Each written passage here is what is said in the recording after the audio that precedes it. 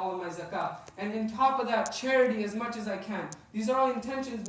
I'll ask that you guys make dua for me and for yourself, that we're all able to make this intention and then commit these good deeds. And then on top of that, I've made the intention that when I commit Hajj, inshallah, I will commit one Hajj for me and one Hajj for my brother, inshallah, because he never got the opportunity to commit Hajj in this life, because he was young and he had not acquired enough. But inshallah, I will do that for him. And at the same time, I want to become a better person in every manner. Because Allah subhanahu wa ta'ala, what my understanding of Islam is that there are 3 priorities in life. The first priority is Allah subhanahu wa ta'ala. And because of that priority, when I focus on that priority, I think, what has Allah subhanahu wa ta'ala commanded me? And from that, I derived my second priority.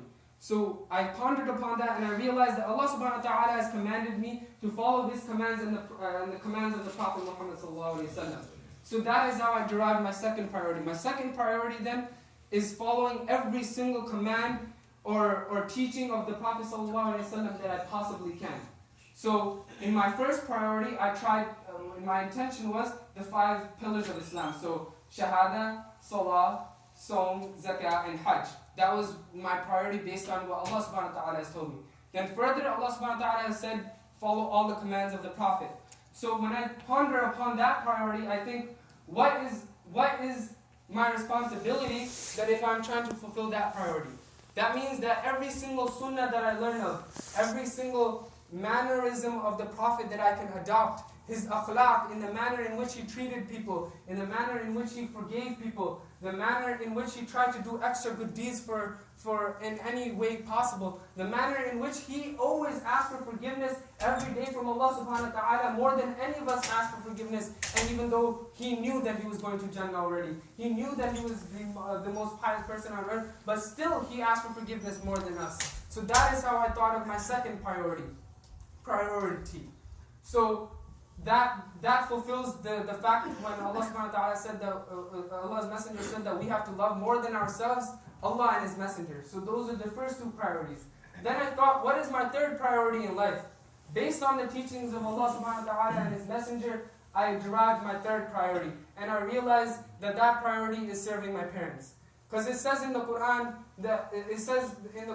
to first follow the Prophet sallallahu alaihi wasallam. But in the Quran, it also said that you're supposed to follow your walidain. Whatever, after Allah subhanahu wa ta'ala, He sent His messenger to tell us what Allah subhanahu wa ta'ala wanted us to do. But now that the messenger sallallahu alayhi wa sallam is not here, who is the next most important person or beings on this earth whose commands are important to us?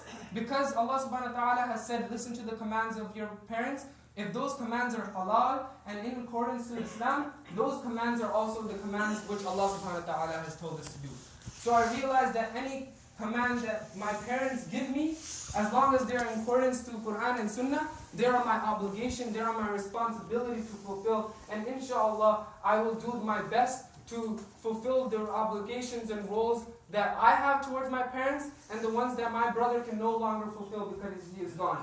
And wallahi, I honestly believe that alhamdulillah, mashallah, Allah subhanahu wa ta'ala blessed my brother because he set for me an example of how I should take care of my parents. I have never seen a person that had so many problems of his own, so many worries of his own, so many distractions of his own, but when it came to the commands of my parents, my mother and my father, my brother was there in a jiff. My brother was there before I even considered doing things. My brother was following the commands of Allah subhanahu wa ta'ala in terms of praying, siyam, zakah. He did all of these things. He would call my mother and he'd be worried, Mama, these are my wealth, this is my things, how do I pay zakah this year? Because he did not know how to pay zakah. So he asked my mama, and he was so young. And I was thinking, I'm only 3 years younger than my brother, and I've never thought of paying zakah.